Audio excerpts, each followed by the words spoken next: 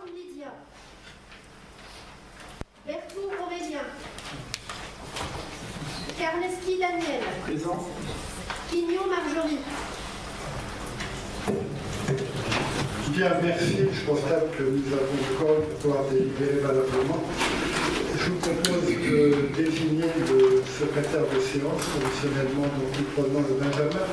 Ce soir, c'est Achille qui est le Benjamin. Donc, s'il n'y a pas d'objection de notre part, il est désigné en qualité de secrétaire de séance. Est-ce qu'il y a des questions diverses dont l'usage? Oui. Monsieur Angélidé? C'est sur la place de Gagny, c'est sur la place de Gagny au sein du Grand Paris Grand Est.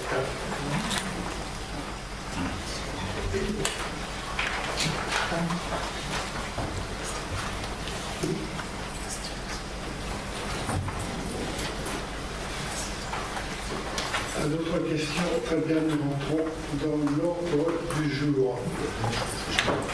Ah, pardon, Jenny Laure. Une question, s'il vous plaît. Je viens de voir que la séance est filmée.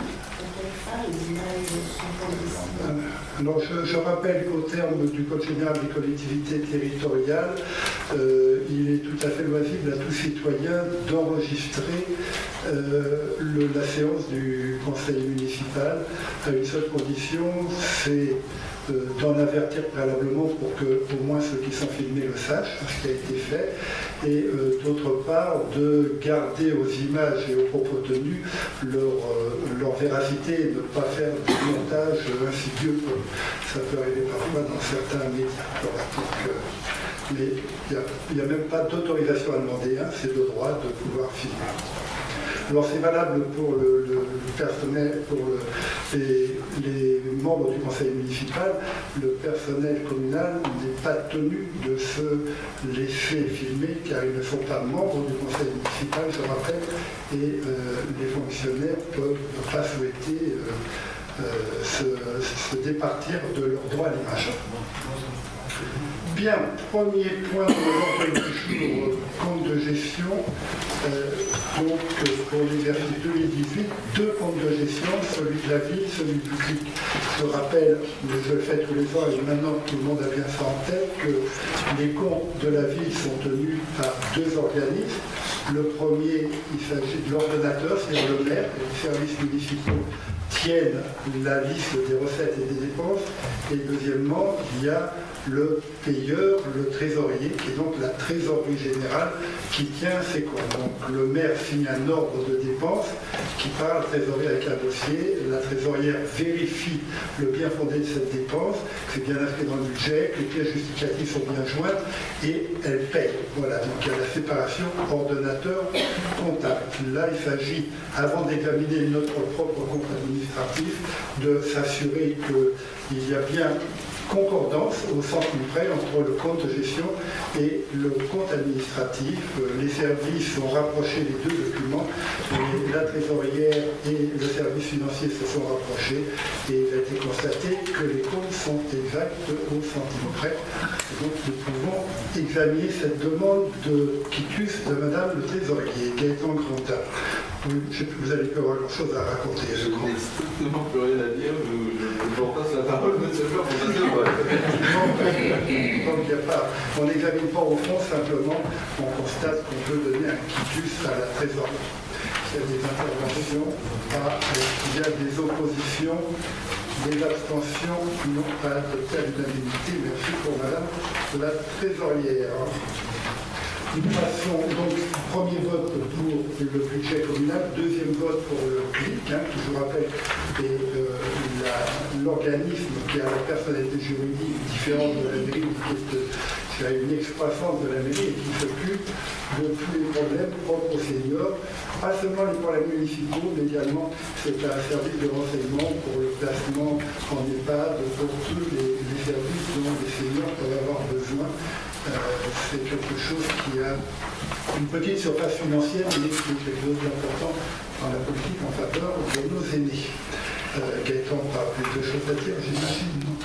Bien, je le mets au point, des avis contraires, des abstentions, adopté à l'unanimité. Bien, maintenant, nous rentrons dans le compte administratif de la ville. et du CLIC. Je propose à Gaëtan qui présente les deux l'un derrière l'autre et ensuite on procédera. Vous procéderez à un vote. Je vous rappelle que pour le vote sur le compte administratif, le maire quitte la séance le temps du vote et passe la présidence à un autre membre du conseil. Gaëtan. Merci Monsieur le maire. Donc, je vais vous présenter successivement en effet le compte administratif ville et le compte administratif du CLIC pour l'exercice 2018, ce qui permettra de vous donner une idée de comment ont été exécutés ces deux budgets. Pour ce qui concerne le budget ville, tout d'abord, les recettes de fonctionnement se sont élevées à 50. Peut-être que j'attends que.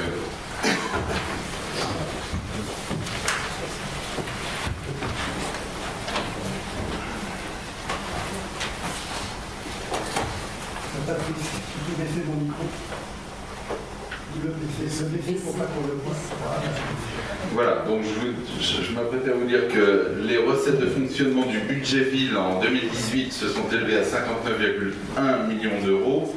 Donc c'est sur le tableau que vous voyez l'addition des recettes qui, elles, se sont élevées à 53,6 millions d'euros, auxquels il convient d'ajouter le résultat de clôture de 2017, 5,5 millions d'euros, donc 59,1 au total en total recette. Les dépenses en 2018 se sont élevées quant à elles à 43,7 millions d'euros, ce qui nous fait un résultat de fonctionnement de 15,4 millions d'euros. Côté investissement, les recettes d'investissement se sont élevées à 15,1 millions d'euros. Les dépenses d'investissement, elles, se sont élevées à 12,4 millions d'euros, auxquels il convient d'ajouter le résultat de clôture négatif de 6 millions d'euros, ce qui nous donne 18,5 millions d'euros au total en dépenses d'investissement cumulées. Ce qui nous donne un résultat d'investissement de moins 3,3 millions d'euros. Les restes à réaliser, eux, se sont établis en recettes d'investissement à un peu plus d'1 million d'euros et en dépenses d'investissement à 4,6 millions d'euros. Donc le résultat, ce sont là, vous êtes peut-être passé un peu trop vite, Monsieur Mondon, parce qu'il y avait un chiffre à. Voilà, on va revenir. Voilà. Donc 4,6 millions d'euros en dépenses d'investissement de reste à réaliser et un petit peu plus d'1 million, ce qui nous donne un cumul de moins 3,6 millions d'euros. C'est la dernière ligne que vous voyez sur le tableau. Ensuite, vous devriez voir apparaître le résultat global du compte administratif. Donc, ce que je viens de vous dire, le besoin de financement qui est apparu à moins 3,3 millions d'euros en 2018, plus le résultat de fonctionnement que j'évoquais tout à l'heure, qui lui s'est établi à 15,4 millions d'euros, ce qui nous fait un résultat global de 2018 à un peu plus de 12 millions d'euros. Ça, c'est ce que j'évoquais tout à l'heure, donc les restes à réaliser en dépenses, recettes, investissements, ce qui nous donne moins 3,6 millions d'euros, ça je l'ai déjà évoqué, on peut passer. Voilà, donc les principales dépenses de fonctionnement représentées sous forme de camembert. Les ressources humaines sont clairement la plus grosse partie des dépenses de fonctionnement, puisqu'elles ont représenté 57% du budget de fonctionnement. Les services généraux et interventions sociales, 11%. Ensuite, la petite enfance, les écoles et la jeunesse se sont établis à 8%. La culture et le sport à 6%, l'environnement, l'aménagement urbain et le cadre de vie a représenté 5% et les reversements de fiscalité ont représenté 11%. Je me suis trompé, c'est les services généraux et l'intervention sociale et sont un peu plus élevés que ce que j'ai annoncé tout à l'heure. Ça fait 13%, c'est les reversements de fiscalité qui, eux, se sont établis à 11%. Slide suivante. Alors, les principales recettes de fonctionnement ont été les impôts et les taxes, à hauteur, c'est clairement la ressource la plus importante du budget de la ville, à hauteur de 35 millions d'euros. Les dotations qui nous viennent de l'État, 12,2 millions d'euros. Le produit des différents services que fournit 4,7 millions d'euros. Les autres produits de gestion courante, tels que les loyers ou la DSP, à 493 millions d'euros, 493 000, un peu plus de 493 000 euros. Les produits exceptionnels, 358 000. Et le personnel, pour ce qui est des remboursements d'assurance pour maladie, congé maternité, etc., 282 000 euros. Pour ce qui est des dépenses d'investissement, de la section d'investissement et plus particulièrement des dépenses d'investissement, les services généraux et l'intervention sociale se sont élevés à 24%. La petite enfance, les écoles et la jeunesse, quant à elles, a représenté 14% du budget d'investissement. La culture et le sport, 10%. Et l'environnement, l'aménagement urbain et le cadre de vie se sont taillés la part du lion avec 52% sur le budget d'investissement 2018. S'agissant des recettes maintenant, elles ont été constituées par l'affectation des résultats de fonctionnement de 2017 à hauteur de 10 millions d'euros, le FCTVA à hauteur de 2,1 millions d'euros, la taxe d'aménagement sur les permis de construire 115 000 euros et des subventions perçues de différentes provenances 385 000 euros. J'en arrive au clic avec les résultats définitifs suivants. En recettes de fonctionnement, le clic a enregistré une somme de 118 000 euros, un peu plus. En dépenses de fonctionnement, c'est beaucoup moins, 83 000 euros. Le résultat de fonctionnement est logiquement de 35 000 euros. Côté investissement, les recettes ont représenté 17 324 euros. Les dépenses d'investissement très faibles, 950 euros. Un résultat d'investissement, 16 373 euros. La balance globale générale fait apparaître en section d'investissement donc un excédent que je viens d'évoquer de 16 373 euros et un excédent de 35 040 euros en fonctionnement. Donc le résultat net est le cumul des deux. Pour le résultat net de clôture 2018, c'est le cumul des deux. Donc il se situe à 51 418 euros. Sachant que les restes à réaliser, s'agissant du clic en dépenses d'investissement, s'élève à 1 725 euros. Ça, c'était pour la présentation générale. Si on entre dans le détail, et notamment de la section de fonctionnement, les principales dépenses de fonctionnement ont été caractérisées par les charges à caractère général, 13 451 euros, et surtout les charges de personnel qui se sont élevées à 65 700 euros. S'agissant des recettes, elles sont traditionnelles, elles nous proviennent traditionnellement du Conseil départemental de Seine-Saint-Denis et de la Caisse nationale d'assurance vieillesse. Pour ce qui est de la participation du département, 49 843 euros. Pour ce qui est celle de la Caisse nationale d'assurance vieillesse, 8 584 euros. S'agissant, ça c'est pour la section de fonctionnement. S'agissant de la section d'investissement maintenant, en dépenses, je l'évoquais tout à l'heure, une très faible dépense d'informatique et de mobilier à hauteur de 950 euros. Et s'agissant des recettes d'investissement, elles ont été constituées par l'excédent antérieur qui avait été reporté à hauteur de 13 281 euros et des amortissements à hauteur de 4 043 euros. Donc, ce qui nous fait, au compte administratif ville, je le rappelle, un résultat global positif d'un peu plus de 12 millions d'euros, et au clic, un résultat global positif également de 51 418 euros. Donc il convient, si vous souhaitez, d'adopter ces deux comptes administratifs successivement, à hauteur des chiffres que je viens de vous communiquer.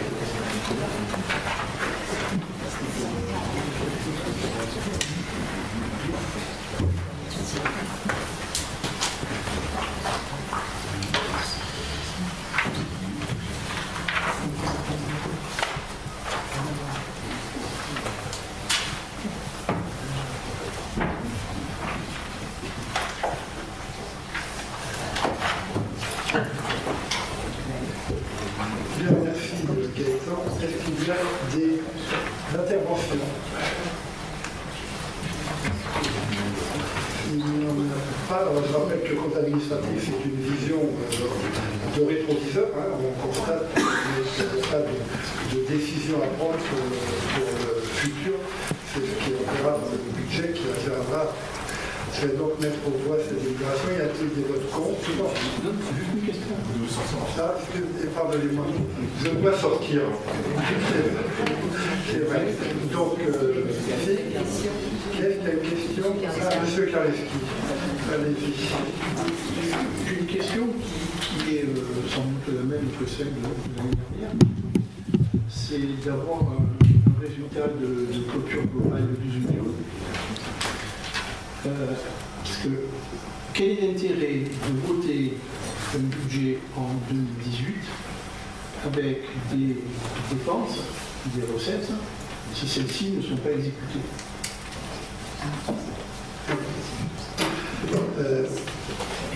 Monsieur Kaleski, les dépenses et les recettes sont exécutées. Mais, comme vous le savez, notre politique de gestion en fonctionnement est une politique de rigueur pour privilégier les investissements.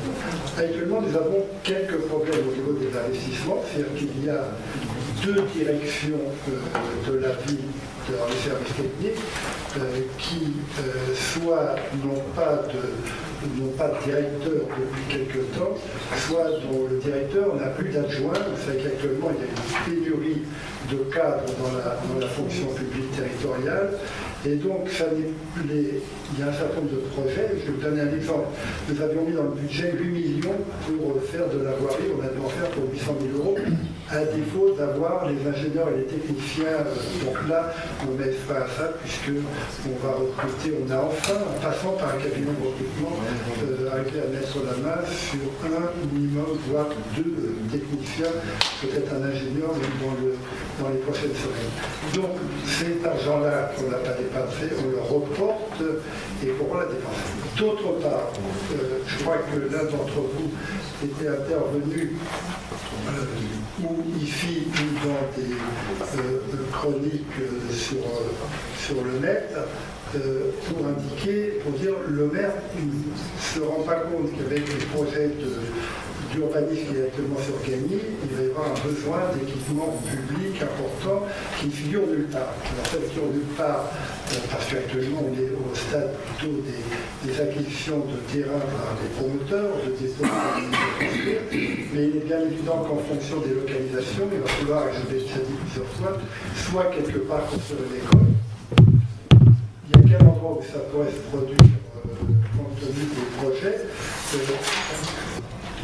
soit plutôt d'agrandir sur nos 18 écoles, en agrandir au moins de 14 ou 15, de 2 ou 3 classes. Hein, on a déjà travaillé sur le projet, ce qui au total, si on agrandit 15 écoles de 2 classes, en fait 30 classes, de 3 classes, en fait 45 classes. 45 classes, c'est l'équivalent de 3 écoles et demie, 4 écoles. Donc on a tout à fait la capacité. On ira plus dans cette solution parce qu'il n'y a pas, à part un endroit où il y aura une grosse concentration, c'est l'opération qui est actuellement conduite par l'État, dirigée par le préfet sur la carrière Marteau. Ailleurs, on s'orientera sans doute, et on a déjà beaucoup travaillé avec les services, en particulier avec le village qui s'occupe particulièrement beaucoup des travaux dans les écoles, sur la manière dont on va procéder. Donc on a besoin d'avoir des réserves pour pouvoir, le moment venu, et le moment venu ça vient très vite, et c'est plus facile d'avoir un peu d'argent en réserve pour faire face aux besoins que de se retrouver d'un seul coup le nez contre le mur avec des difficultés. C'est la raison pour laquelle on charge un petit peu les excédents. C'est pas parce qu'on a des excédents qu'on dépense plus volontairement pour dépenser, pour avoir un compte administratif, il y aurait moins d'excédents. On assume ces excédents parce que on prépare les dépenses de l'avenir. Et notre rôle, c'est aussi de ne pas penser simplement aujourd'hui, mais aussi de penser à demain. Oui, monsieur Kaleski. J'entends bien, puisque c'est la réponse que vous aviez faite l'année dernière déjà. Donc, cohérence dans les propos, dans la question et cohérence dans la réponse. mais à ce moment-là, pourquoi pas le dire directement au niveau du budget et laisser supposer qu'on va faire des travaux dans telle ou telle rue, ou on va faire tel type d'investissement. Je dirais, il n'y a pas de mal à avoir des réserves, à dire, ben voilà, on va faire des réserves. Or, ce n'est pas le cas pour le vote du budget de 2018, et a priori de ce que j'ai lu, mais j'ai peut-être mal vu, ce n'est pas le cas non plus sur la proposition du budget de 2019. Donc on est toujours pareil, où on demande au Conseil de voter des dépenses qui ne seront pas réalisées. En ce qui concerne les problématiques de voirie, oui, effectivement, on en avait déjà discuté, on m'avait même demandé si je connaissais les techniciens, je vous avais répondu que d'abord je me servais moi-même pour mes activités professionnelles avant de penser aux vôtres, je dirais qu'il existe d'autres moyens aussi de réaliser un budget en faisant appel à des compétences externes aux villes. Je dirais, quand on n'arrive pas à recruter, il y a des gens qui savent faire aussi à l'extérieur dans le cadre de marché d'appel d'offres. Ils n'ont aucun mal à le faire à partir du moment où on sait qu'il y a effectivement une problématique de recrutement qui est réelle pour l'ensemble des collectivités territoriales. Donc, moi, je suis un peu inquiet sur la sincérité des budgets qui nous sont proposés au travers des deux comptes administratifs le premier qui a déjà été voté par le Conseil et le second, celui-là, qui nous demande de le voter. Sur votre première observation, nous avons connu la même situation au niveau de l'établissement public territorial Grand Paris Grand Est, à qui les communes ont transféré la compétence assainissement, qui est très liée d'ailleurs, car si nous avons arrêté des travaux de voirie qui étaient déjà programmés, c'est parce que nous avons perdu la compétence assainissement, donc nous ne pouvions pas faire l'assainissement avant la voirie. Or, il est évident qu'on fait l'assainissement avant la voirie, on ne fait pas la voirie pour la casser, pour faire l'assainissement. Au territoire, nous avons passé 4 marchés d'assistance de maîtrise d'œuvre. Mais on a pu le faire qu'au bout d'un an et demi d'existence du territoire, quand nous avons réussi à recruter un minimum de personnel à la direction de l'assainissement. Car sans personnel, ne serait-ce que pour faire les marchés, pour choisir ces 4, on avait décidé d'en prendre 4 pour pouvoir accélérer, faire face aux demandes des 14 communes, il faut qu'il y ait des personnes qui soient capables de rédiger les projets de marché public, d'analyser les offres des candidats. Donc on ne peut pas travailler uniquement avec des organismes extérieurs. On peut avoir des organismes extérieurs en appui, et on ne s'en prive pas s'il y a besoin, mais il nous faut quand même un minimum, un socle de fonctionnaires territoriaux pour préparer ces dossiers. Bien, alors je vais maintenant sortir, puisque le vote se passe en ma présence, donc je vous propose de passer la présidence au premier adjoint, Patrice Roy.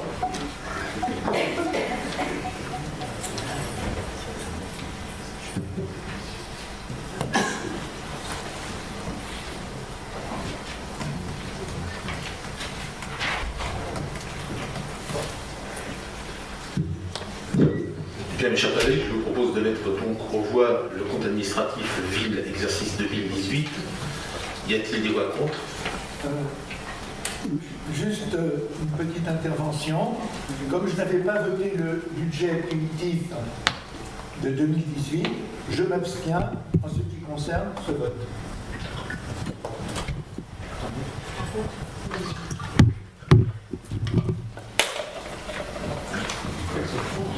Oui.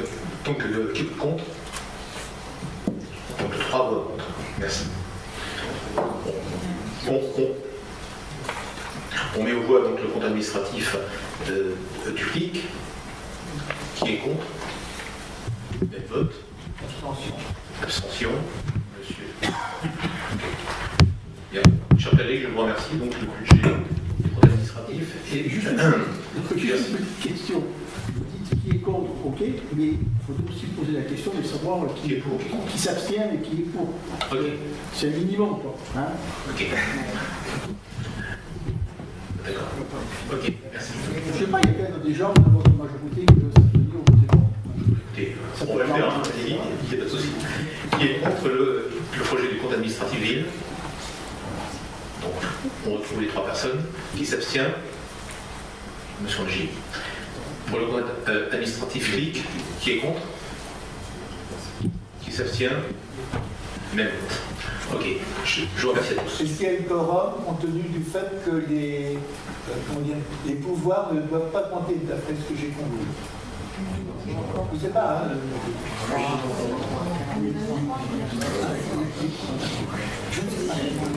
Oui, c'est bon. Donc l'administration me signale que c'est bon, il n'y a pas de souci. Merci.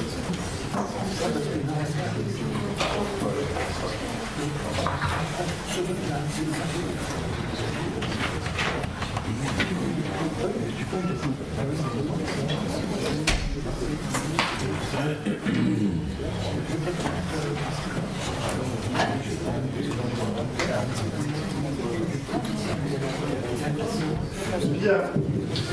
Après donc ce vote du compte administratif, nous passons au point suivant. Comme on l'a constaté, et nous en avons débattu dans la question de notre collègue, le budget présente des excédents et il convient d'affecter les réserves administratifs à la fois sur le budget vide et le budget clic. Donc Gaëtan va nous présenter les deux et nous ferons 2 votes ensuite pour les adopter. Alors en effet, ça va être très rapide. S'agissant du budget ville, j'évoquais tout à l'heure que le résultat de fonctionnement s'élevait à 15,4 millions.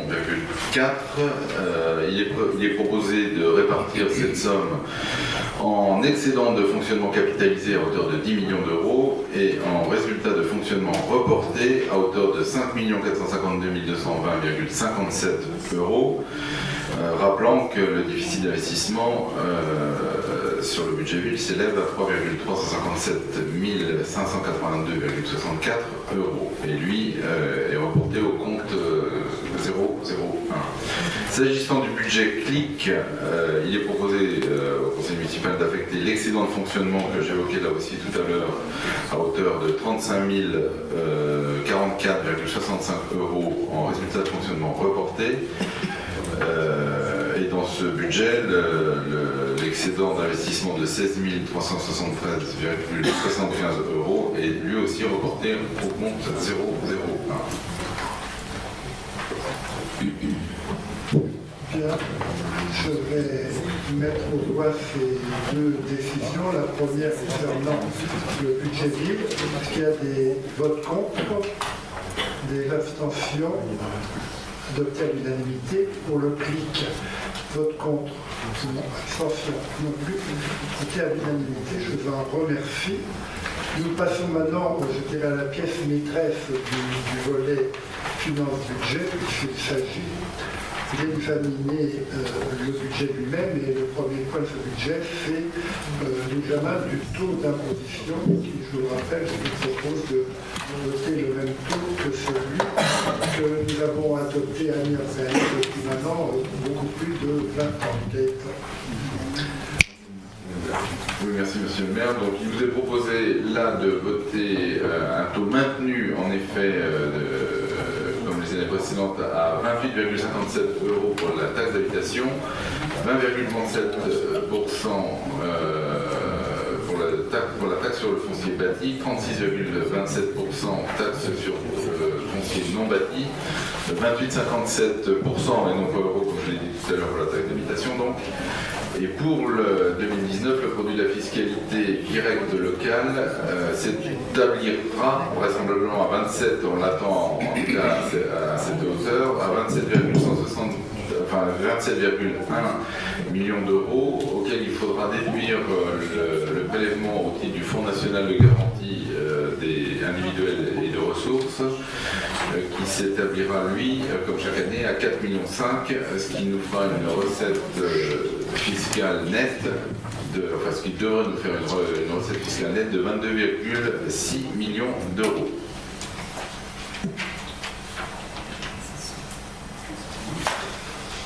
vous projetez quelque chose sur le, on vote le taux tout de suite. Bon, donc, oui, M. Carleski.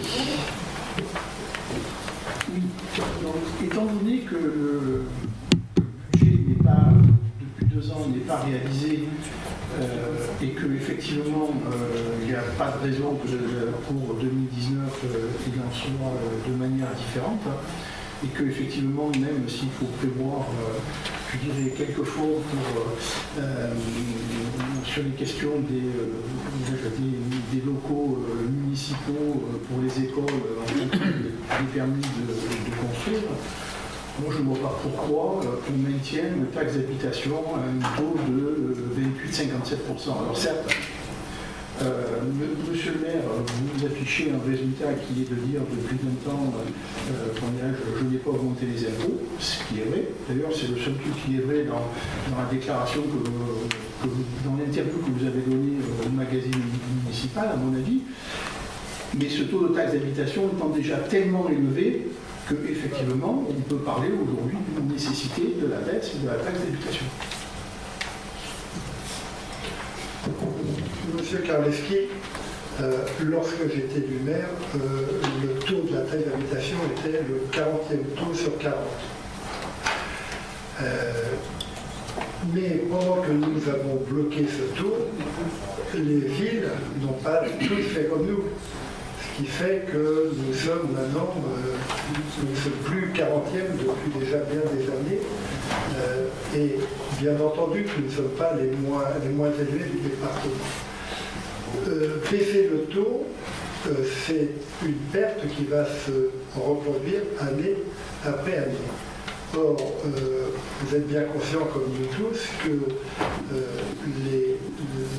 l'adoption du nouveau PLU avec les ouvertures imposées par la loi de construction supplémentaire va générer non seulement des écoles, mais également d'autres équipements publics. Se priver de ressources à un moment où vont naître des besoins nouveaux ne me paraît pas raisonnable, parce qu'on a un excédent, mais l'excédent, il n'est pas reconductible. Il n'est pas reproductible. On l'a, une fois qu'on l'aura. Imaginez que l'arrivée de nouveaux personnels dans les prochaines semaines permette de faire la voirie telle qu'on en avait envisagé, c'est la moitié de l'excédent qui disparaît probablement, voire plus. Donc il me paraîtrait pas sage de se tabler sur un petit matelas de réserve pour baisser. Je crois que la sagesse, c'est quand même de maintenir le taux, de ne pas l'augmenter, comme on l'a fait depuis 22 ans, 23 ans, je ne sais plus combien, mais pendant ce temps-là, beaucoup de villes sont passées. Sur la taxe foncière sur laquelle on vote le taux, nous étions aussi dans les derniers, on n'était pas 40e, on était peut-être 37e, aujourd'hui on est dans les 15e. Parce que pendant que nous ne bougions pas, les autres nous passaient devant, si j'ose dire, passaient derrière, et donc on va laisser faire le temps là-dessus, ne pas réduire, parce que la réduction ne pourrait être que symbolique, et la taxe d'habitation, je vous rappelle que les mesures prises par le gouvernement entraînent une grande partie d'exonération pour plus de la moitié de la population, et que si le gouvernement est appelé à compenser, lorsque nous aurons baissé les taux, les recettes seront moindres, et si le gouvernement prend la décision qu'il avait annoncée, qui lui avait été un petit peu imposée par le Conseil constitutionnel, d'arriver à la suppression totale pour tous les habitants de la taxe d'habitation, eh bien l'État nous remboursera sur la dernière année pendant laquelle ça sera établi. Donc il me paraît, pour ces différentes raisons, prudent de ne pas se précipiter et de maintenir le taux qui a été voté l'année dernière et les années précédentes. Monsieur S'il est exact que les taux des taxes locales n'ont pas été augmentés depuis le siècle dernier, en 2019, le taux de taxe d'habitation a gagné par rapport aux communes du Grand Paris Grand Est et le troisième, le plus élevé, juste après Gournay, et Clichy. En fin de compte, quand on regarde au niveau du département, on est encore les 5e dans l'ordre des taux les plus élevés du département. Bon, alors c'est vrai que c'était nécessaire à un moment donné d'avoir ces taux élevés, tout simplement pour éponger les dettes. Mais seulement, les autres qui n'avaient pas de dette ont été amenés au fur et à mesure à augmenter les taux. Et donc, le fait de ne pas les avoir réduits à un moment donné où c'était encore possible, alors c'est vrai que c'est plus facile de les maintenir que de les augmenter.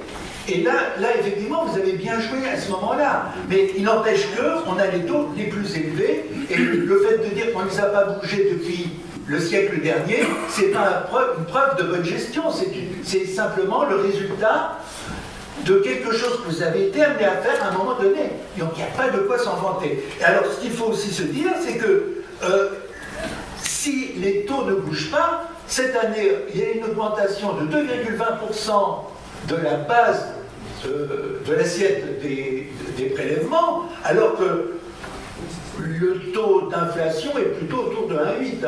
Donc en fin de compte, quelque part, il y a une augmentation en valeur absolue du montant des impôts, bien que les taux ne bougent pas.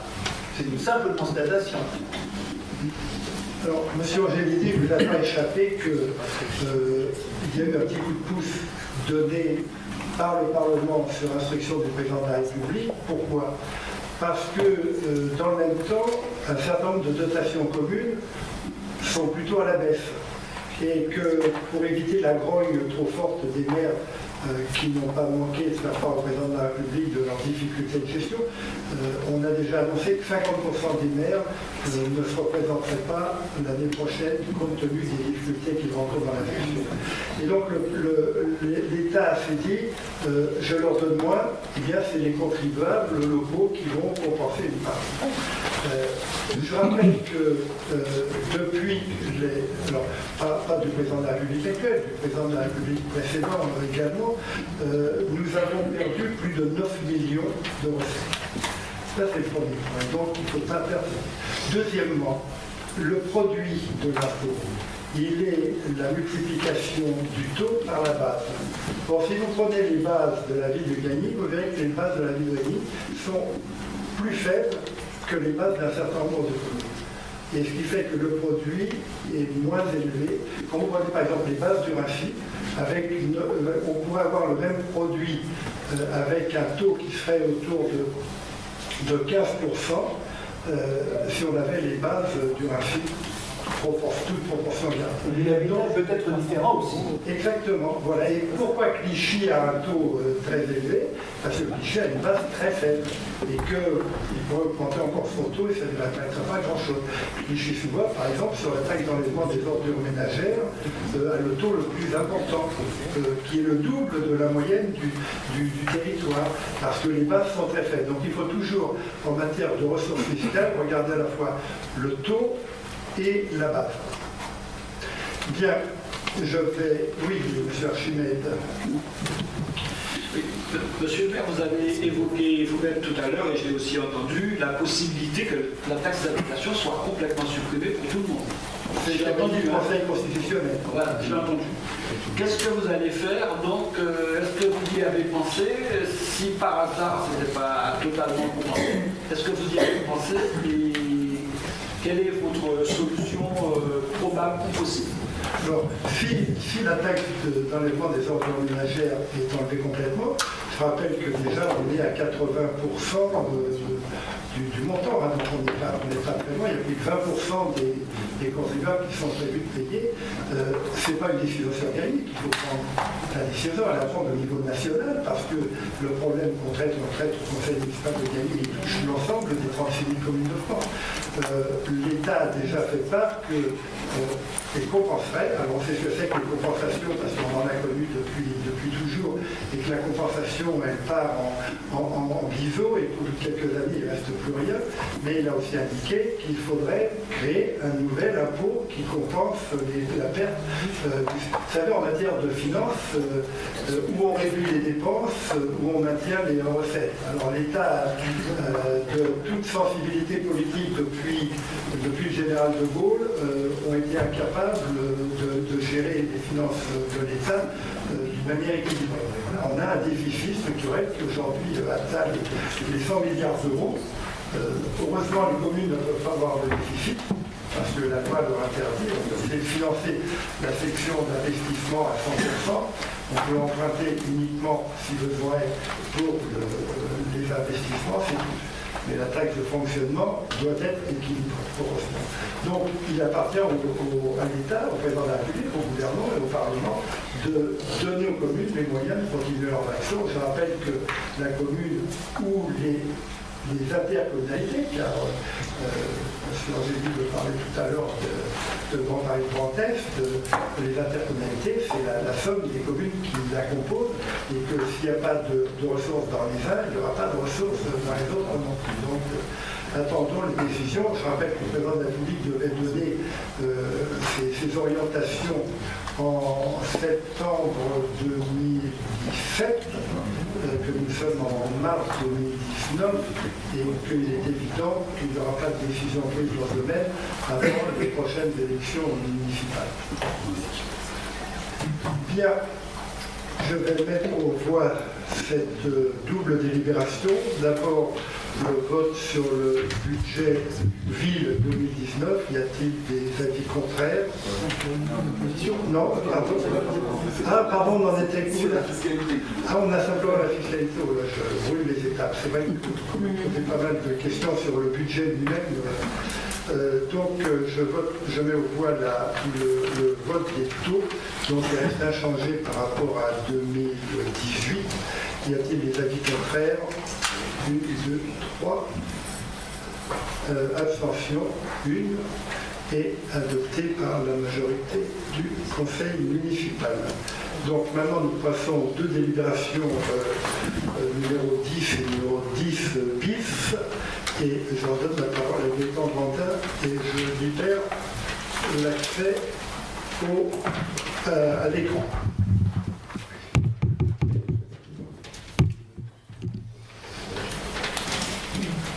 Alors, une nouvelle fois, je vais prendre voilà, les choses soient en place.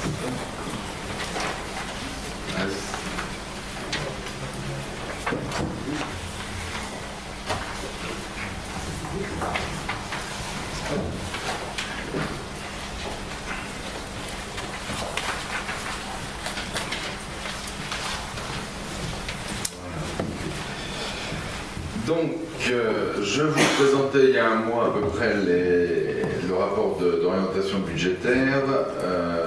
Là, je vais vous présenter le budget primitif 2019. On n'a pas changé de pied. Il s'inscrit dans une démarche de maintien de la maîtrise des dépenses de fonctionnement, de stabilité des taux d'imposition, on vient de les voter, et stabilité depuis 20 ans, on l'évoquait, et d'une dette parfaitement contenue. À cela s'ajoute la volonté également de dégager de l'autofinancement de manière que le financement des investissements puisse se faire sans avoir recours à l'emprunt.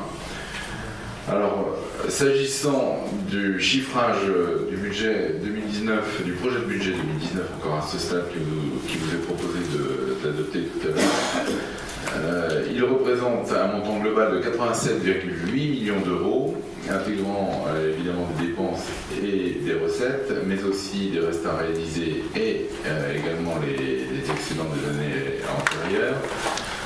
S'agissant des grands équilibres de ce budget 2019, en recettes de fonctionnement, on vous propose et en dépenses de fonctionnement, étant donné que ça doit être équilibré, on vous propose de le voter à hauteur de 59,1 millions d'euros.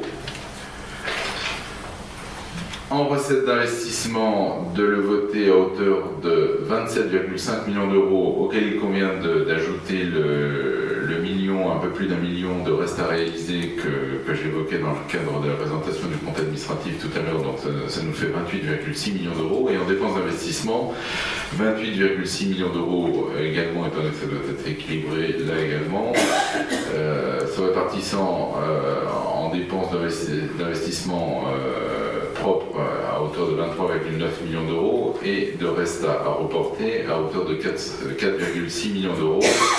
Cette somme étant celle que j'évoquais tout à l'heure également au compte administratif. S'agissant de l'autofinancement global, il est prévu de le situer à hauteur de 13,5 millions d'euros pour ce qui est du prélèvement ordinaire, à hauteur de 2,3 millions d'euros pour ce qui est des investissements, c'est-à-dire un autofinancement global qui se monterait à 15,8 millions d'euros. Vous précisez également qu'il n'y aura pas d'inscription d'emprunt cette année comme l'année dernière pour le financement des investissements, ce qui permettra d'améliorer plus encore la capacité de désendettement de notre collectivité. Après le dégrèvement de 30% des contribuables en 2018, la mise en œuvre progressive du dégrèvement relatif à la contribution au titre de la taxe d'habitation de 80% des Français se poursuivra en 2019 à hauteur cette fois de 65%, puis en 2020 à hauteur de 100%. Il est à noter que sous certaines conditions, des contribuables dégrevés en 2018 ne le soient plus en 2019, si toutefois les revenus de leur foyer, évidemment, étaient appelés à augmenter. Donc, dans ce contexte, il est proposé, premièrement, de ne pas augmenter les taux des taxes locales, et cela depuis 20 ans, c'est encore une fois ce que la délibération précédente que l'on a adoptée. Dans un second temps, de conserver un haut niveau d'épargne, c'est l'autofinancement que j'évoquais à l'instant, et de ne pas inscrire d'emprunt pour la deuxième année consécutive en 2019, et cela tout en maintenant une politique volontaire d'investissement. Les bases fiscales vont augmenter de 2,2%, j'y reviens pas, c'est ce que M. le maire évoquait tout à l'heure. Les dotations de l'État seront reconduites à l'identique de l'année 2018 et l'excédent de fonctionnement s'élève après affectation des résultats à 5,4 millions d'euros. L'excédent capitalisé porte la somme de 10 millions d'euros à nouveau, ce qui permet bien entendu de financer les principales dépenses d'investissement sans recourir à l'emprunt, comme je le disais également à l'instant.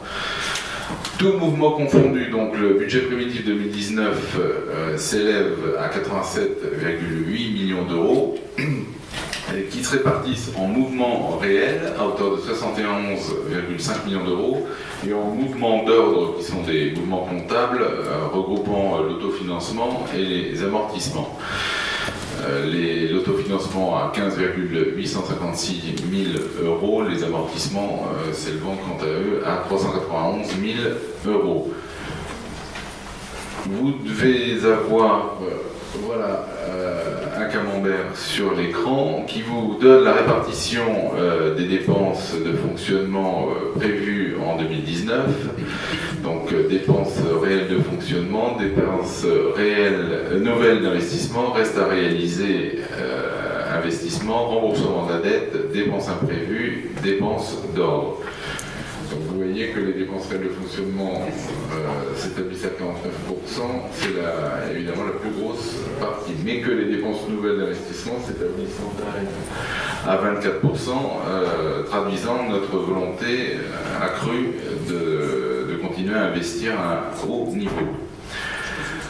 Là, je vais rentrer, si vous voulez bien, dans le détail des deux sections de fonctionnement et d'investissement du budget ville. La section de fonctionnement, tout d'abord, qui s'établira à 59,1 millions d'euros, avec des mouvements réels à hauteur de 43,2 millions d'euros, des mouvements d'ordre à hauteur de 2,3 millions d'euros, et un virement de la section de fonctionnement à la section d'investissement de 13,5 millions d'euros. Ensuite, vous devez avoir le détail des dépenses de fonctionnement sous forme de camembert là également. Comme chaque année, les ressources humaines, les dépenses de personnel se taillent la part du lion à hauteur de 54% du budget de fonctionnement. Les services généraux et interventions sociales sont à 17%, oui, c'est ça. La petite enfance, les écoles, la jeunesse à hauteur de 8%, la culture, le sport à hauteur de 6%, les reversements de fiscalité, eux, sont à 11%, merci Roland, et l'environnement, l'aménagement urbain et le cadre de vie à hauteur de 4%.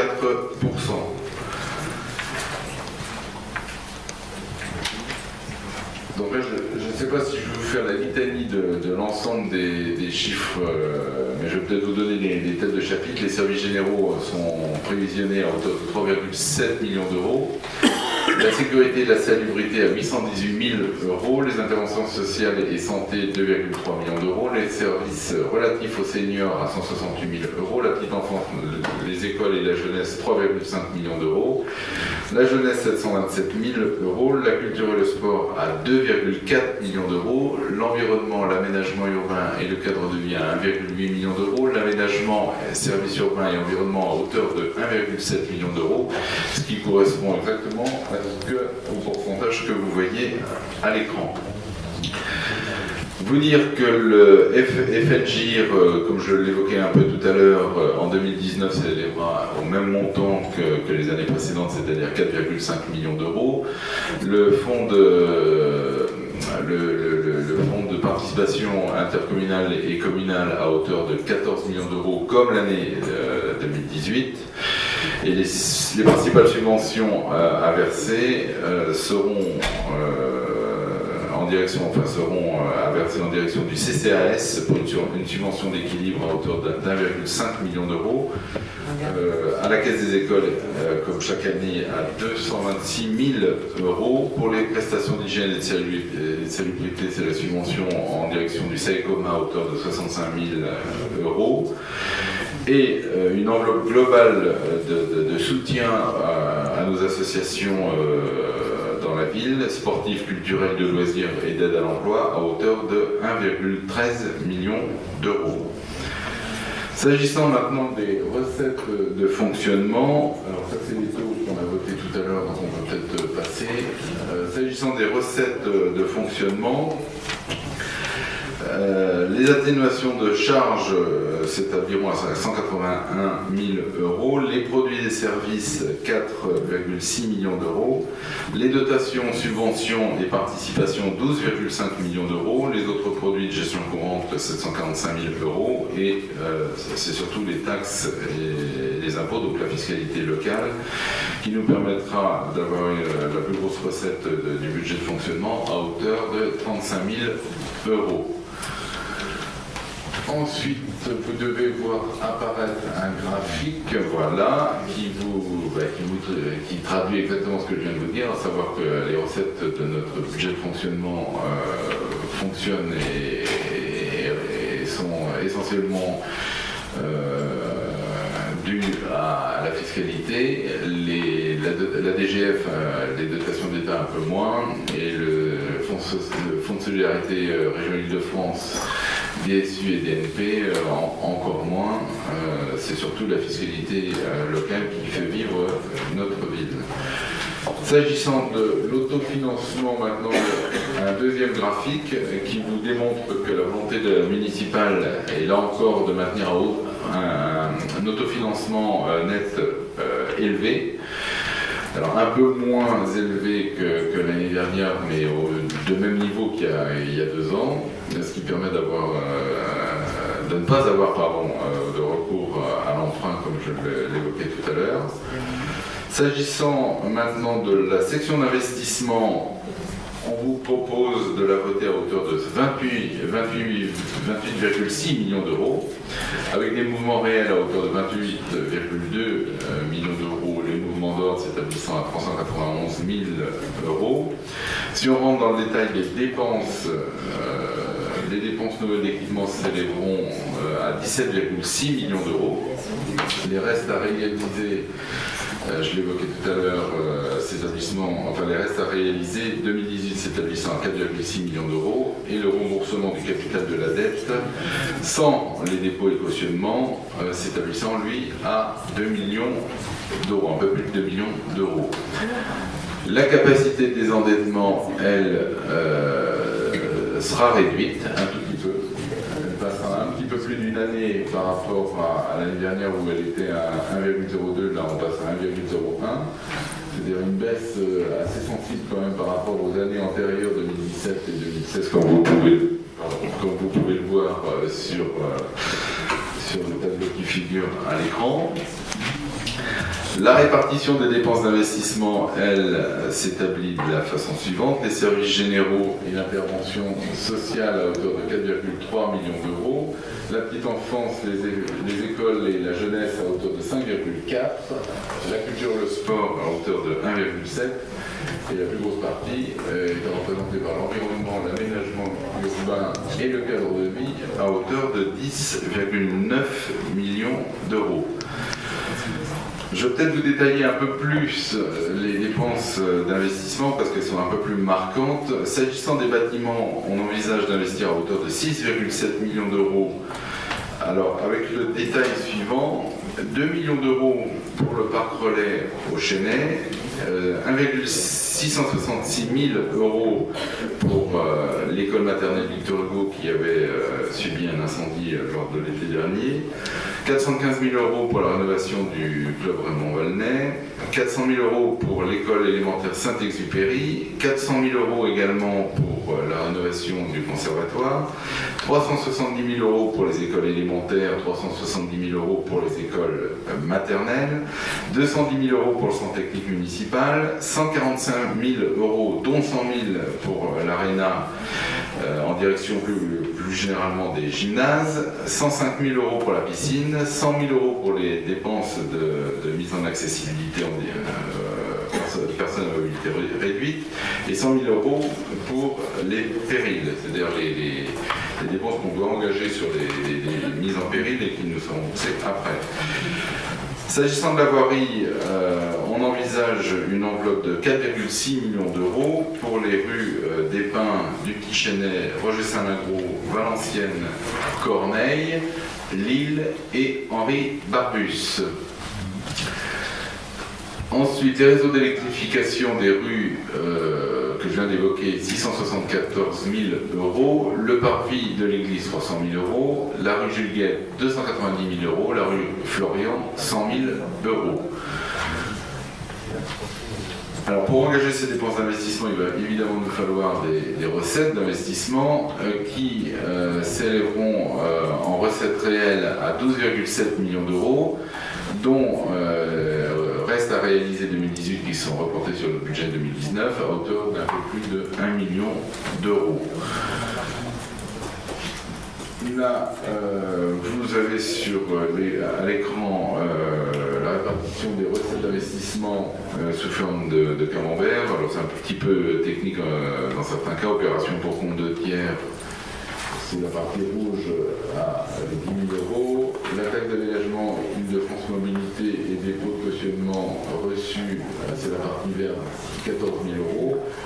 Le FCTVA, 1,5 million d'euros. Et l'excédent de fonctionnement capitalisé qui constitue la plus grosse recette d'investissement, 10 millions d'euros, sans évoquer le virement de la section de fonctionnement que j'évoquais tout à l'heure et qui permet également de financer les dépenses d'investissement. Donc, en conclusion sur le budget ville, les inscriptions budgétaires contenues dans le projet de budget qui vous est proposé sont conformes évidemment aux orientations que je vous présentais, les orientations budgétaires il y a un peu plus d'un mois.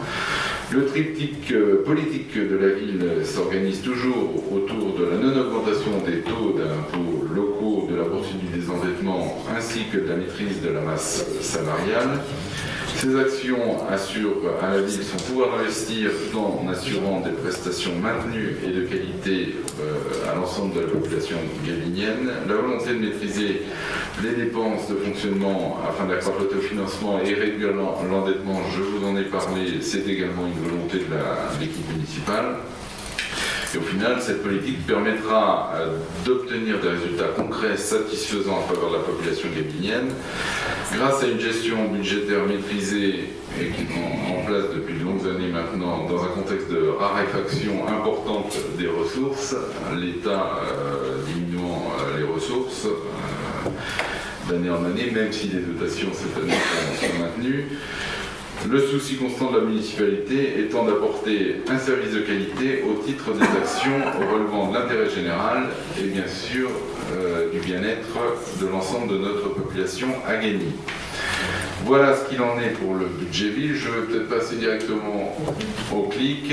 Ça sera beaucoup plus rapide étant donné que les sommes en jeu sont moindres. Donc le budget annexe du clic vous est proposé à hauteur d'un montant global de 125 000 euros, 125 711,11 exactement, avec des mouvements réels et des mouvements d'ordre là également. Les mouvements réels à hauteur de 122 111,11, les mouvements d'ordre à hauteur de 3 600 euros. La répartition par section qui vous est proposée est la suivante. En section de fonctionnement, 105 000 euros. En section d'investissement, 19 900, quasiment 20 000 euros. En section de fonctionnement, les recettes de fonctionnement s'élèveront à 105 000 euros. Alors elles proviennent essentiellement du conseil départemental à hauteur de 49 500 euros, de la ville de Gagny à hauteur de 19 192. Quand je dis la ville de Gagny, c'est du budget de la ville. La Caisse nationale d'assurance vieillesse à hauteur de 1 988 euros. Et l'excédent de fonctionnement reporté qui complétera ces recettes à hauteur de 35 000 euros. J'ai déjà évoqué ces choses-là. S'agissant des dépenses de fonctionnement, elles s'élèveront de façon équilibrée au même montant, c'est-à-dire 105 737 euros. Les dépenses de personnel, qui sont les plus importantes, s'établiront, elles, à 75 215 euros. Elles représentent 73,64% des dépenses réelles de ce budget de fonctionnement CLIC. Les dépenses à caractère général se monteront à 26 910 euros et d'autres charges de gestion courante que je n'évoque pas et qui sont précisées quand même à l'écran à hauteur de 12 euros.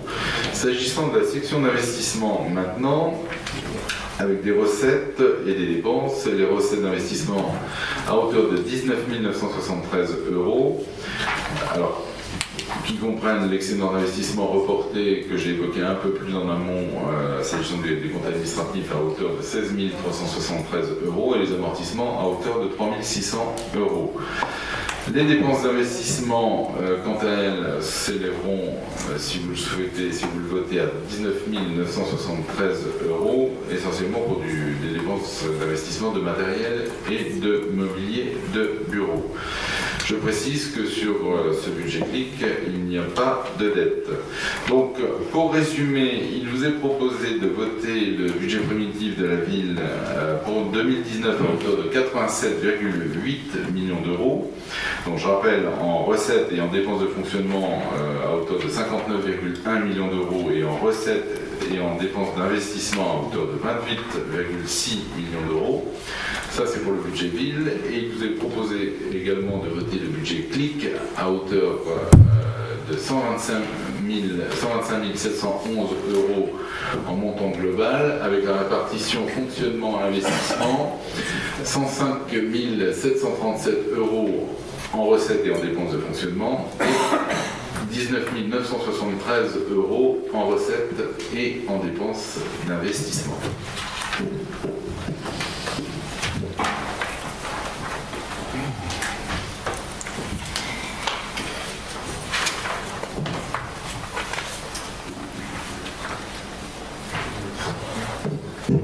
Merci Gaëtan pour cette présentation très complète. M. Carlucci tout à l'heure disait que la seule chose vraie dans l'interview, c'était le vote des taux inchangés depuis des années. Alors, il y a une deuxième affirmation qui est exacte et que vous pouvez contrôler, qui est...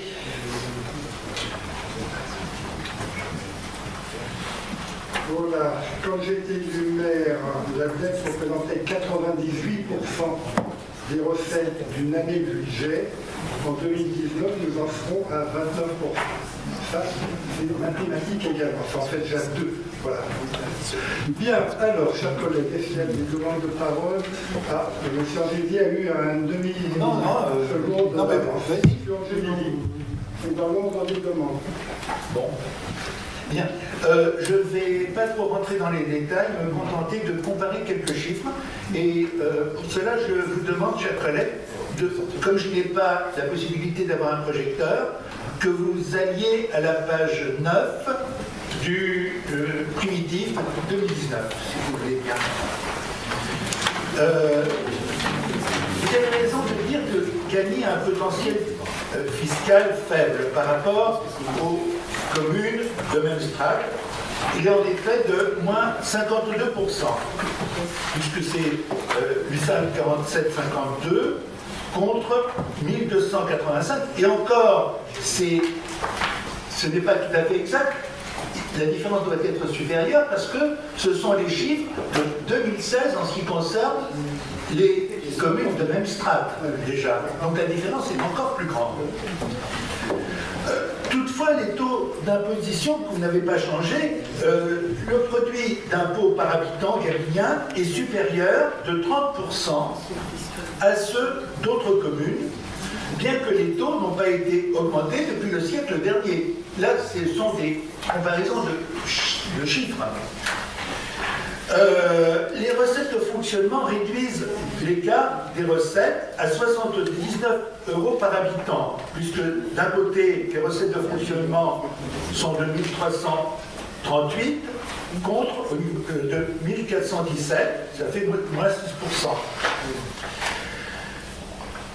Les dépenses donc de fonctionnement prévues, la différence est de 152 €. 1087 € pour les habitants galiniens contre 1239, ce qui fait moins 14%. Et recettes et dépenses, là, il y a un solde de 251 € sur Gagny et 178 € au niveau des autres communes. Ça fait que quelque part, par rapport aux autres communes, c'est 73 € de moins que vous mettez en dépenses de fonctionnement.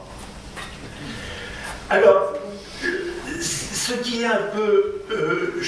là, manifestement, vous arrivez à réduire les frais de fonctionnement de près de 30%. Ça veut dire que soit vous êtes un gestionnaire formidable et qu'il faudrait féliciter, sauf que vous ne donnez pas assez pour réduire la fracture sociale des Galiniens par rapport à ce que font d'autres communes. Donc, alors, il est très difficile de voir quels sont les efforts que vous pouvez faire, parce que, grosso modo, c'est pratiquement au niveau des quotients familiaux que l'on peut mesurer l'effort qui est fait vis-à-vis des habitants, que ce soit les enfants ou les personnes âgées. Sauf que je n'ai jamais pu obtenir de votre part une répartition des efforts que vous faites par tranche de quotient familial. Je pense que vous devez avoir ces éléments-là. Seulement, et surtout avec les nouveaux outils informatiques que vous vous êtes dotés et que vous êtes un bon gestionnaire, donc vous devez le savoir. Alors, est-ce que la répartition est correcte ou non? Mais nous, d'opposition, on n'a pas les moyens de voir et de comparer par rapport à ce qui se passe dans d'autres communes. Alors, est-ce que l'effort financier est bien réparti ou non? Je n'en sais rien. Et c'est la question que je vous demande, est-ce que vous accepteriez de nous communiquer donc les répartitions par quotients familiaux? Merci, M. Angéli. Vous savez, la glorieuse incertitude des choses. Je ne vois pas sur quoi vous appuyez pour dire qu'on ne réduit pas la fracture sociale. L'image qui a gagné à l'extérieur, peut-être pas à l'intérieur du groupe d'opposition, c'est que Gagny est plutôt modèle. Quand je discute avec la préfète déléguée à l'égalité des chances, elle ne tient pas le même discours que vous. Alors, est-ce qu'il faut que je croie tout? Je crois à la secrétaire déléguée qui est déjà plutôt expert dans ce domaine, mais votre rôle étant, c'est d'attirer l'attention de la majorité sur des choses qui doivent vous sembler améliorables. Et tout est améliorable dans la vie de la perfection. Alors, tout à l'heure, quand vous parliez des comparaisons, vous avez pris des statistiques, ce qui veut dire que quand vous prenez des statistiques, le département des Hauts-de-Seine, avec sa richesse, rentre et fait monter les choses de manière très élevée. Quand on prend... Alors, je ne savais pas que vous alliez aborder le budget par ce point-là, mais à une prochaine séance, je défendrai quelques documents qui ne sont pas faits par la ville, qui sont faits par soit l'association des directeurs généraux de la Seine-Saint-Denis, donc des fonctionnaires qui sont impartiaux, soit des documents qui sont faits par les services fiscaux, et là vous aurez une vision à peu près exacte des différences entre les uns et les autres. Je me suis contenté simplement d'analyser les chiffres que vous avez fournis. Vous avez fait avec ce que vous aviez et on ne peut pas vous le reprocher. D'ailleurs, je ne vais pas reprocher, je précise simplement que, vous savez, les statistiques, quelqu'un disait que c'est le stade ultime du mensonge. Alors, je ne vais pas aller jusqu'à là, mais... D'autant plus que c'est vous qui me fournissez les chiffres. Alors là, vous avez choisi les chiffres que vous avez voulu dans les chiffres que vous avez eu à votre disposition. Bien, voilà, donc, faut comparaison, mais on est bien obligé de comparer des choses, des villes avec d'autres.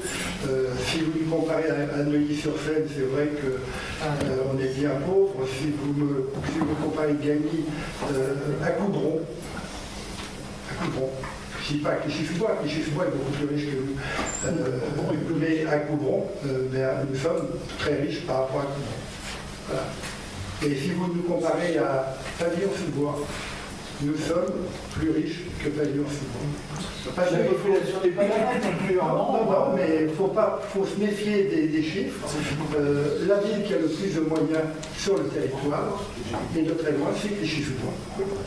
Parce que vous savez, quand on est pauvre et qu'on est au centre de l'attention nationale, il n'y a pas tous les ministres défilent à Clichy-sous-Bois, tous les présidents de la République viennent à Clichy-sous-Bois, tous les premiers ministres viennent à Clichy-sous-Bois, et personne ne vient les mains vides.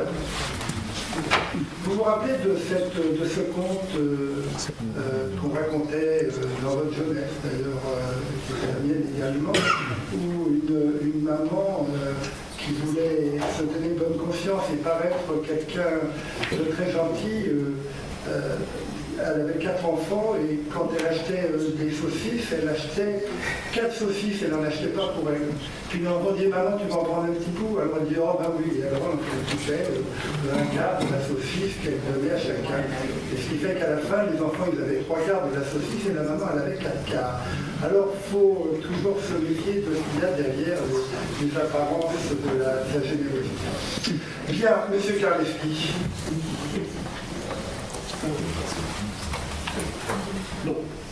Moi, juste deux, trois remarques sur le fait de voter le budget sur 87 millions. Ça me choque un peu dans le sens où il y a des sommes qui, sans être comptées 2 fois, je dirais, sont au moins 2 fois dans les recettes et les dépenses, en investissement et en fonctionnement. Donc je trouve que c'est pas très... ça me pose un... Non, je peux vous répondre tout de suite. Dans les 87 millions, il y a ce qu'on appelle une mesure d'ordre, c'est-à-dire qu'il y a bien des chiffres qui sont comptés 2 fois. Oui, mais justement. Voilà. Donc effectivement, il faut prendre les dépenses réelles. C'est là qu'il faut juger. Le reste, il y a des sommes qui figurent, par exemple, le prélèvement fait dans la section de fonctionnement pour abonder les investissements, on les compte en dépenses dans la section de fonctionnement et on les compte en recettes dans la section d'investissement. Mais c'est toujours la même somme qui est inscrite 2 fois. Donc effectivement, vous avez raison, cette somme de 87 millions comprend des doublons, mais c'est les textes de la M14 qui nous obligent à tenir cette comptabilité. Ça me gêne quand même de le présenter sous cette forme-là, ça me gêne quand même. Ensuite, bon, j'ai quelques critiques à faire sur les dépenses de fonctionnement, mais ça me paraît logique que je ne ferai pas les mêmes que vous, donc là-dessus, il n'y a pas de... Hein, voilà, c'est comme ça. Hein. Par contre, là où j'ai un réel souci, c'est sur les dépenses d'investissement. On nous propose 28 millions cette année en dépenses d'investissement. On n'arrive même pas à en réaliser 10, 2 années de fil. Je veux dire, même si vous arrivez à recruter, on sait très bien tous les deux que de toute façon, vous n'arriverez pas à les dépenser. Donc, je ne vois pas à quoi ça sert de parler de dépenses d'investissement à cette hauteur-là comme ça, en sachant qu'on ne les dépensera pas. Donc, moi, ça me choque, mais bon. Et puis, dans une petite question, alors, je vais amener une réponse, vous me direz si elle est juste ou si elle n'est pas juste. Hein. Dans les dépenses de fonctionnement en termes de personnel cette année, vous avez, si ma vision du camembert est bonne, 54% en frais de personnel et 17% globalement dans les actions sociales, ce qui fait de l'ordre de 71%. Et alors que pour l'année dernière, que l'année dernière, on était plutôt du 57-14, ce qui fait à peu près 71, etc. Est-ce que ces différences de 3-4 points, est-ce que ça vient de la problématique du personnel du CCAS ou pas? Alors, il y a plusieurs problématiques. Tout à l'heure, on parlait des absences de personnel qu'on n'a pas pu recruter. On a un crédit qui est inscrit, mais qui n'est pas dépensé totalement. Donc la somme réelle d'utiliser est moindre, puisqu'on a des somme réelle, monsieur. On a, alors sur 2019, sur le budget 2019, je rappelle que le personnel qui était au relais aux seniors, c'est-à-dire tout ce qui est loisirs des seniors, par là une partie la plus visible. Maintien de fixe, c'est-à-dire le portage des repas, des aides ménagères, le lavage du linge, les petits travaux, tout ça, ça sort du budget de la ville pour aller dans le budget du CCAS. Pour le budget, ça ne change rien. C'est-à-dire qu'il y a une partie de crédit de ressources humaines qui disparaît et une partie de subvention au CCAS qui apparaît. Voilà. C'est un jeu d'écriture parce que le CCAS a une loi qui impose que toute la politique en faveur des seniors soit inscrite dans le CCAS et non plus dans le budget. Mais ça ne change rien. Non, mais je demandais ça parce que entre 2018 et 2019, une baisse de 3 points sur la question des ressources humaines. Bien, s'il n'y a pas d'autres interventions, je vais mettre au point. Pardon, Gaëtan, vous voulez apporter une précision? Oui, juste une précision, parce que j'entends M. Kareski qui est un peu gêné par le montant de 87,8 millions d'euros, qui comprend en effet les mouvements d'ordre.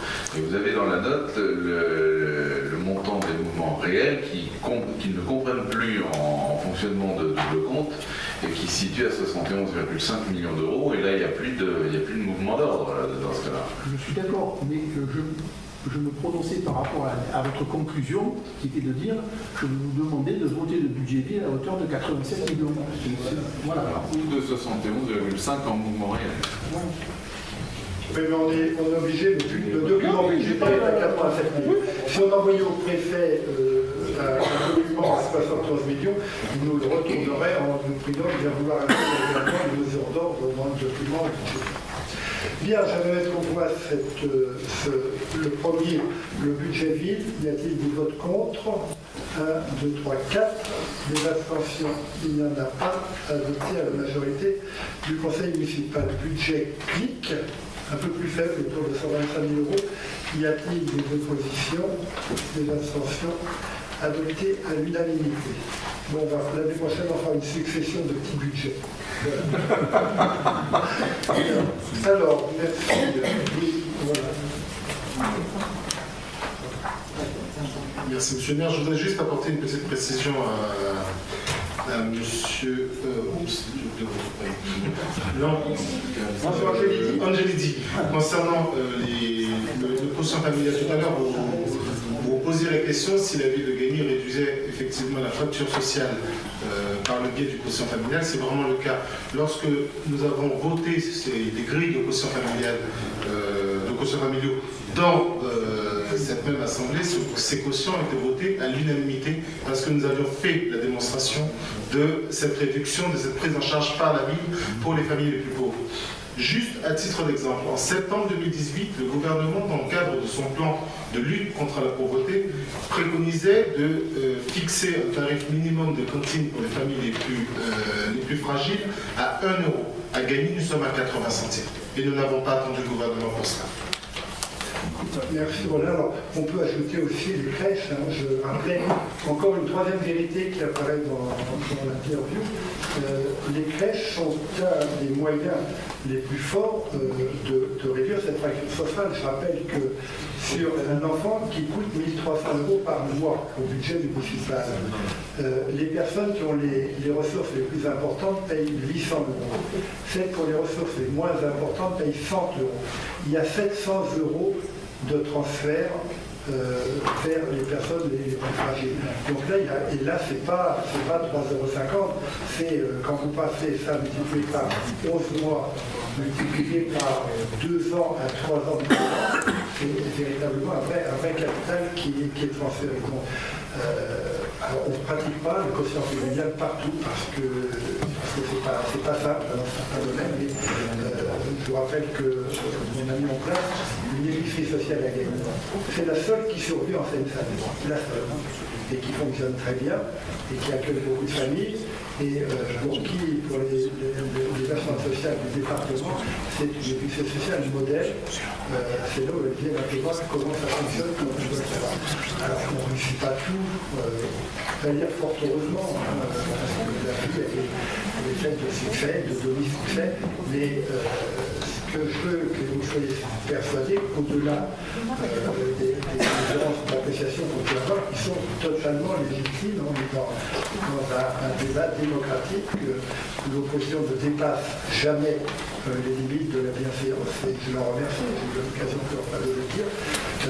Nous avons une vraie politique sociale, je voudrais peut-être pas afficher plus fort, plus haut, mais on a une vraie politique sociale et qui réussit pas mal. La paix sociale existe à Gagny, contrairement à certaines communes. Bien, nous allons passer maintenant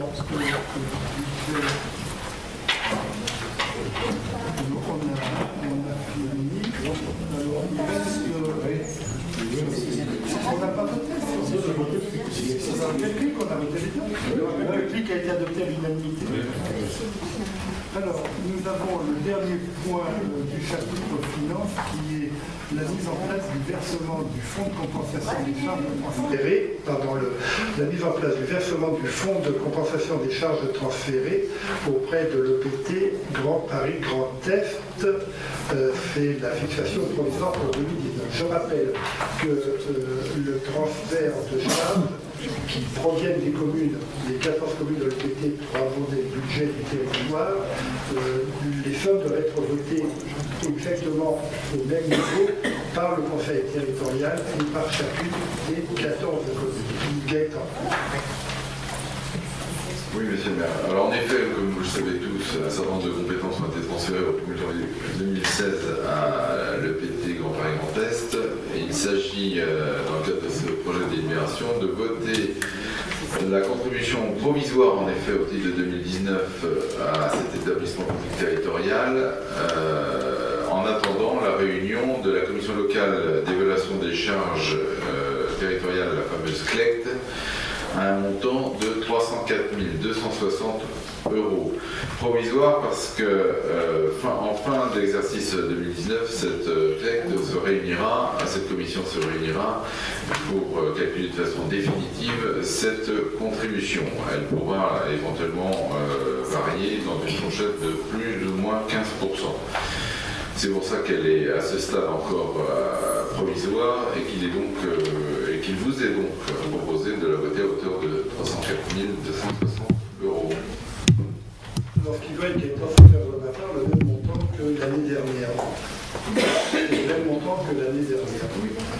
Parce que j'ai ce hobby de ne pas vouloir augmenter les dépenses et les recettes, donc je proposais aux 14 villes de ne pas augmenter ce FCCT pour éviter que les communes aient à participer davantage à l'effort de financement, le PT souvent des recettes propres plus importantes que ce que besoin. Et nous avons, cher M. Karleski, un gros excédent également au territoire, mais c'est chez incorrigible, donc mes collègues sont fait pour ça. Bien, est-ce qu'il y a des questions? Donc je vais au voie à ce FCCT, donc nous verserons au Grand Palais Grand Est cette somme de 304 260 € pour compenser les transferts que nous avons faits. Je rappelle qu'on a transféré les ordures ménagères, mais qui sont abondées par la taxe dans les plans des ordures ménagères, l'assainissement, la politique de la ville, l'aménagement, l'habitat, d'autres compétences encore. Donc on a une somme qui est très réduite par rapport à l'action du territoire. Je mets au point, il y a des votes contre, des abstentions, pour obtenir l'unité, je te remercie. Nous arrivons maintenant au chapitre urbanisme avec un seul point que j'ai présenté. Il s'agit de m'autoriser à signer le protocole de médiation avec l'association Mercadatora qui avait fait un recours contre le PLU pour la raison suivante. À la demande du département, nous avons inscrit dans le PLU une réserve foncière sur la carrière de l'Ouest, dite Marteau, pour la construction d'un 4e collège sur Gagny, et qui sera un collège intercommunal Gagny, Loracy, Villemont.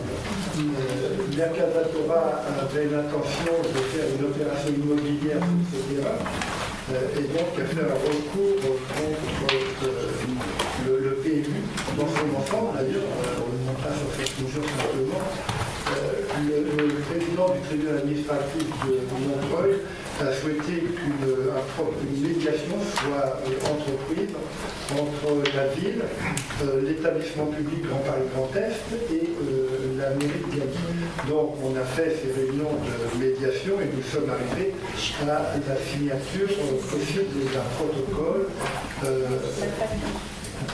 Mercadatora va récupérer du terrain à côté, donc Mercadatora s'estime tout à fait satisfaite, et le protocole prévoit que la ville achètera à Mercadatora ce terrain à l'euro symbolique. Donc c'est pour la ville, c'est une dépense nouvelle, mais ça mettra fin à ce différent avec Mercadatora.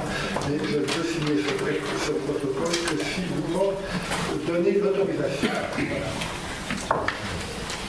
Donc je vais mettre en voie toute cette autorisation aussi Karleski. J'ai essayé de comprendre l'objet du contentieux. J'avoue que j'ai un petit souci parce que je n'ai pas réussi à bien superposer les plans tels qu'ils étaient au niveau du PLU. Et le dernier en date, donc j'ai un peu de mal à voir la différence. Alors il y en a une qui me saute aux yeux, a priori c'est, on dirait, je crois que une voie de contournement. On dirait si c'est ça, mais après le reste, je suis un peu dans l'expectative. Alors effectivement, avoir un protocole d'accord, pourquoi pas. Maintenant, moi là où je suis un peu étonné, c'est de votre intervention, de ce que vous avez dit, si j'ai bien compris, mais si j'ai mal compris, surtout corrigez-moi, parce que je ne veux pas partir dans les idées. C'est que l'intervention au travers du PLU, c'était par rapport à l'emplacement réservé sur le futur collège. Voilà, mais qui à l'époque, il y avait un emplacement, Mercadatora est propriétaire de la terrain. À côté, c'est le terrain qui est à la place du bâtiment qui a brûlé il y a un certain nombre d'années. Et sur ce terrain, il voulait faire une opération immobilière pour récupérer un peu d'argent. Or, sur ce terrain, à la demande du département, la ville a fait une réserve. C'est-à-dire qu'on l'a pas acheté, on a fait une réserve pour pouvoir faire le 4e. Donc sur ce point du PLU, mais au lieu de faire un recours contre ce point du PLU, on va faire un recours contre l'ensemble du PLU, uniquement sur ce point. Donc dans les réunions qu'on a co-présidé par le préfet et par l'ingénieur de Gagny, avec l'ensemble des équipes qui bâtissent un projet qui sera piloté par l'État sur cette carrière, il a été admis que des compensations de terrain seraient faites en faveur de Mercazatora. Et Mercazatora, la parcelle qui concerne l'emprise du futur collège, sera acquise par la ville de Gagny à l'euro syndic. Donc, j'ai bien compris ça. Alors, moi, là-dedans, je retiendrai l'idée de faire un protocole, c'est pas ça, mais je trouve quand même un peu étonnant le comportement de cette association, qui, me semble-t-il, a quand même été largement aidée par l'utilisation de bâtiments publics pour des aspects de scolarité qui sont d'ailleurs fortement compréhensibles.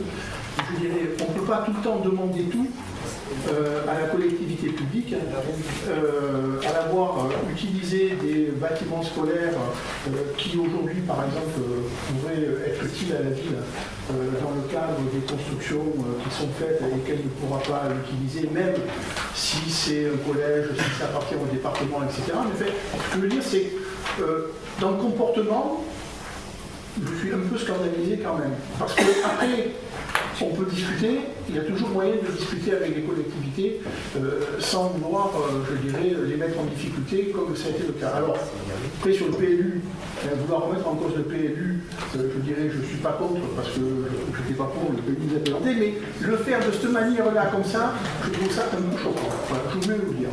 Non, mais vous savez, j'avais engagé des discussions avec Mercazatora et les propositions qui avaient été faites, en accord d'ailleurs avec les futurs promoteurs, arrivaient à peu près à la conclusion à laquelle on arrive dans le cadre de la médiation.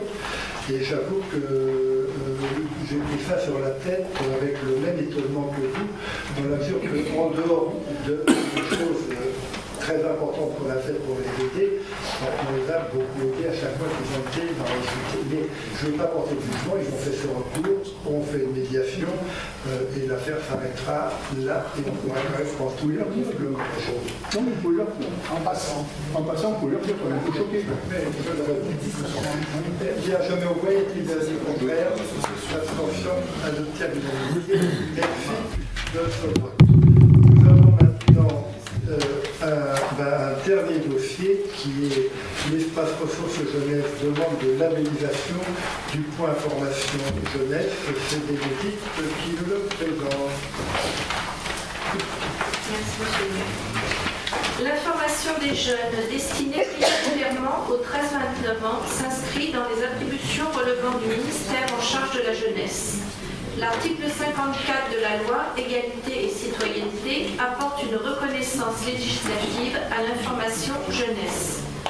Au regard des rapports d'activité depuis l'attribution du label Information jeunesse en date du 23 avril 2013, le point Information jeunesse de la ville de Gagny s'avère être un lieu ressource, d'autant plus que cette structure s'inscrit dans une démarche partenariale et transversale avec les établissements scolaires et les structures associatives, tels que les centres sociaux et la mission locale pour accompagner les jeunes.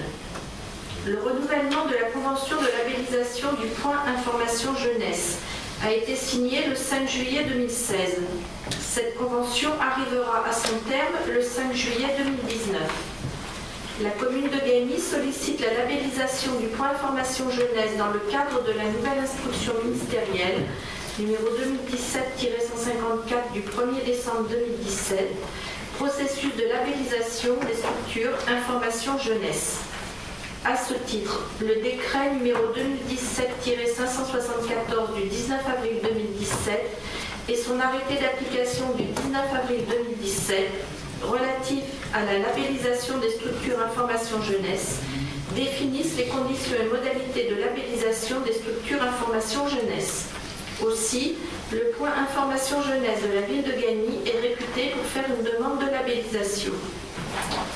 Il est donc proposé au conseil municipal d'autoriser monsieur le maire à faire la demande de labellisation Information jeunesse dans le cadre de l'instruction ministérielle numéro 2017-154 du 1er décembre 2017, processus de labellisation des structures Information jeunesse et de signer tous les documents y afférents.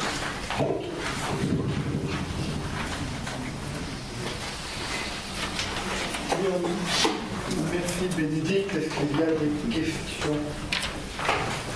Il n'y en a pas, je mets cette délibération au vote. Y a-t-il des avis contre? Il n'y en a pas, non plus. Adopté à l'unanimité. Merci. Je voudrais souligner à l'occasion de cette délibération le travail remarquable qui est fait par ce service, qui a à sa tête un responsable de service qui est particulièrement compétent et engagé dans le travail qu'il fait. Et je tenais à le souligner à cette occasion. Bien, nous avons terminé l'ordre du jour du conseil municipal.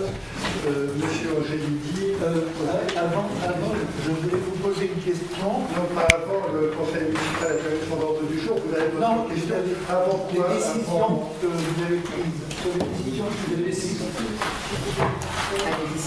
Donc, c'est pas Sur les décisions, oui, mais alors, vous voulez le faire maintenant? Ouais, c'est maintenant, c'est pareil, c'est pareil. Non, il n'y a pas de problème, que ça soit maintenant ou après, ça change rien. Donc, les décisions, vous donnez le numéro 4. c'est sur la préemption d'un bail commercial. Numéro combien? 4. 4.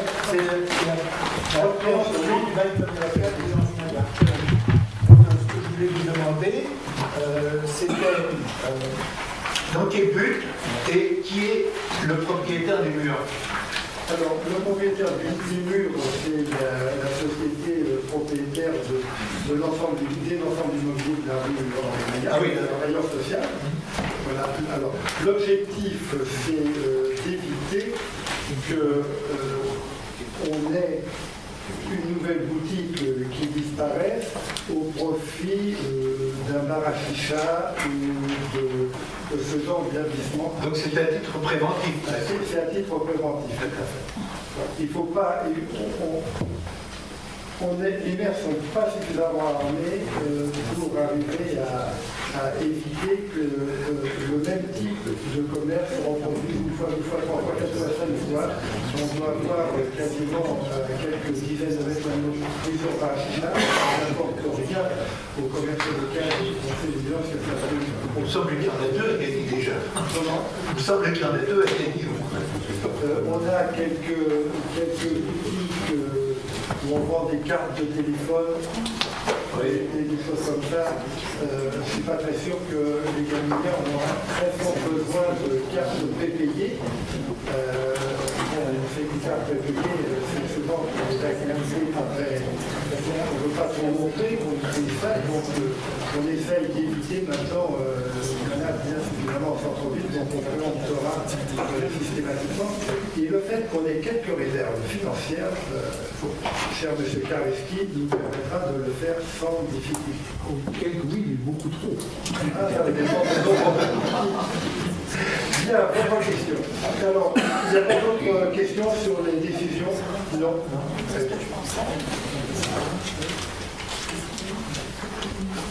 Je peux? Oui, je suis parfait. Vous avez ça, Comme vous voudrez. Voilà. Alors, je viens de recevoir une brochure, fort bien faite d'ailleurs, du territoire Grand Paris, Grand Est. J'ai pu lire que des projets de 6 communes de notre PT ont été retenus dans le cadre de l'appel à projet de la métropole du Grand Paris. Et j'étais fort surpris de ne pas y trouver Gagny. Alors la question que je vous pose est la suivante. Est-ce que notre ville a présenté ou non un projet? Parce que pour moi, le fait de concourir est un gage d'ambition de développement pour la ville qui ne se contenterait pas d'avoir qu'une fleur d'or et dans la première page de Kenny Magazine et qu'elle resterait une ville dortoir. Donc est-ce qu'il y a eu une volonté de promouvoir la ville à ce niveau-là ou non? Alors, le lancement de la méthode par la métropole du Grand Paris, pour le territoire de Grand Paris Grand Est, nous avons 4 opérations qui ont été lancées, qui ont été retenues par la métropole, qui concernent 3 communes. Donc, il y a 3 communes qui ont posé des candidatures et 11 qui ne l'ont pas fait. Dans ce monde, il y a gagné. Les contraintes du concours étaient telles que quand l'appel a été lancé, nous n'étions pas dans l'état de concourir pour les projets qui étaient devant nous. Par exemple, Rony Sous-Bois a été lauréat, et je ne sais pas si ça sera honneur ou pas, parce que une fois qu'on était candidat, à Rony va être construit une tour en bois de 50 ou 60 étages. Voilà. Donc le problème, c'est que une fois que le projet a été adopté, c'est des projets qui étaient faits, qui étaient étudiés par des grands noms de l'architecture, qui venaient marquer le territoire de leur signature, mais voilà, donc il faut qu'il y ait un endroit. Rony a beaucoup de terrain, beaucoup de zones différentes, avec tout un quartier d'affaires, où on peut avoir des gestes architecturaux assez futuristes. Je ne suis pas très sûr qu'à Gagny, par exemple dans le terrain qui est en face de la mairie, qu'on a libéré récemment, une tour en bois de 10, 20 ou 30 étages. Enfin, il n'y avait peut-être pas qu'une tour en bois. Ah non, mais je vous donne cet exemple-là. Voilà. Donc, on n'a pas concouru, ainsi que 11 autres communes. D'accord. Bien, chers collègues, je vous remercie de votre présence à cette séance. Merci au public qui a été